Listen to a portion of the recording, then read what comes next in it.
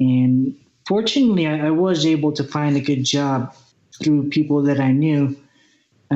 Because at the time, like it was the first .com boom in '99, and anybody could get a job then. There was more job openings than there were workers at the time, so I got pretty fortunate to find a job, and ended up being in that job for about 7 years as a project manager. But I realized it wasn't going to get me anywhere, and I was always scared to get laid off or something, because outside of what I was doing, which was really specialized, I didn't have very many skills.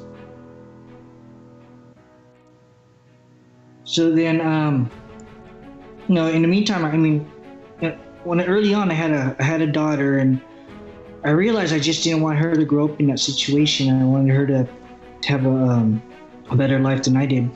So I picked up this book called Rich Dad Poor Dad, and I liked the tagline about it. It was like, what the rich teach their kids that the poor don't. And I just really wanted to know what that was. And so I read it, and since then I've been hooked on entrepreneurship and wealth creation. And I haven't quite got to the wealth creation part, but I definitely found my freedom. After reading that book, 3 months later, I quit my job and bought my first franchise. And I failed miserably. But I also didn't want to give up on it either. And I realized there was a lot more that I needed to actually know about running a business that I wasn't aware of. And to transform from someone that grew up like I did to becoming a successful business owner, there was a lot of shifts in in the way I saw the world, the way I saw myself, the way I saw others, and I had to work on those things. And most of it was just that was holding me back from making it in life. So part of that was just having a lot of healing as well.